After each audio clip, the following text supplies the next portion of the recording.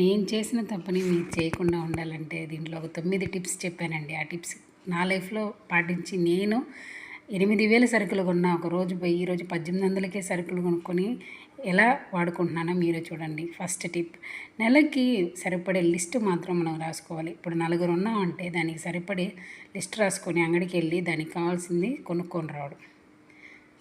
ఓకేనా. Second tip వచ్చేసి, ఎప్పుడు మనం లిస్ట్ రాస్తామో ఏది మనకు అవసరం, ఏది మనకు అవసరం లేదని చెప్పి దాన్ని స్కిప్ చేసి ఈ నెలకి ఎంత కావాలో పప్పులు, ఉప్పులు, కారాలు దానికి సరిపడా మనం తెలుసుకోవాలి. ఫస్ట్ నెలకి ఎంత అవుతుందని ఫస్ట్ మనం తెలుసుకోవాలి. ఒక 2 నెలలు మనం లిస్ట్ రాసుకొని చూసి ఆ 2 నెలలకి మనం ఎంత డబ్బులు వేస్ట్ చేస్తున్నామో దాన్ని చూసుకొని కరెక్ట్గా మనం వాడుకోవాలి. మూడోది, రేషన్లో ఇచ్చే వస్తువులను వాడడం. రేషన్లో చెన్నైలో మాకు కందిపప్పు, గోధుమలు అవన్నీ ఇస్తారు. ఆ తర్వాత ఉప్పు ప్యాకెట్, టీ పొడి, ఇంటికి కావాల్సిన వస్తువులన్నీ ఇస్తారు. దాంట్లో మనకేం వస్తువులు వాడుకోగలుగుతామో, మనకి ఏది నచ్చుతుందో అది మనం కొనుక్కోవాలి. నాలుగోది, ఆయిల్, బియ్యం, పప్పులు మనకి తగ్గట్టు మనం వాడుకోవడం.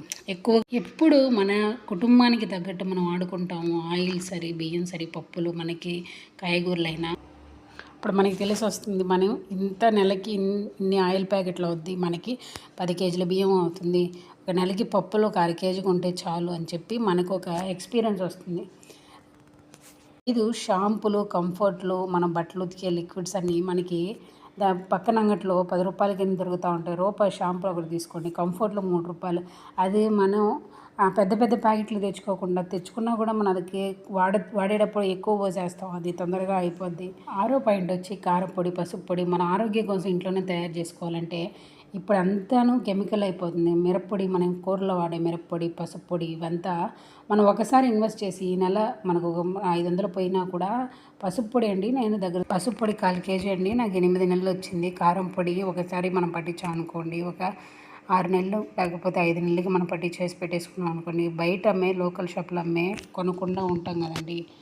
సెవెంత్ది, గోధుమలు కొని పట్టియడం వల్ల మనకి చాలా లాభం ఉంటాయి. ఒక గోధుమ ప్యాకెట్ 50 రూపాయలు అనుకోండి, అదే 50 రూపాయలు మనం కేజీ గోధుమలు, 2 కేజీల గోధుమలు తీసుకొని ఒక 30 రూపాయలు, 130 రూపాయల్లో మనం గోధుమలు ఆడించామనుకోండి, మనకి దగ్గర 4.5 కేజీ వస్తుంది.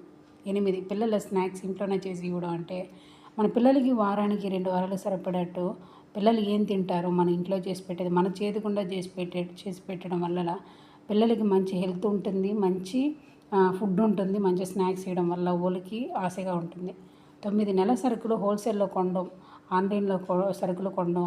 నెల సరుకులు హోల్సేల్లో కొనడం అంటే, హోల్సేల్లో పోయి మనం కొనేటప్పుడు రూపాయి 10 రూపాయలు తగ్గించిస్తారు, 10 రూపాయలు తగ్గించిస్తారు. ఆన్లైన్లో 1 నుంచి 5వ తేదీ లోపల ఫ్లిప్కార్ట్లోనూ, అమెజాన్లోనూ ఆఫర్స్ వేస్తూ ఉంటారు. ఆ టైంలో కొనడం వల్ల మన డబ్బులు ఎక్కడికి వెళ్ళవు. 10 రూపాయలు ఒక ప్యాకెట్ మీద 10 రూపాయలు తగ్గిందనుకోండి, మనకి ఎంత లాభం. మీరు ట్రై చేసి. థ్యాంక్ యూ అండి. Thank you so much. ఇంతసేపు చూసి మీ అందరికీ థ్యాంక్ యూ సో మచ్.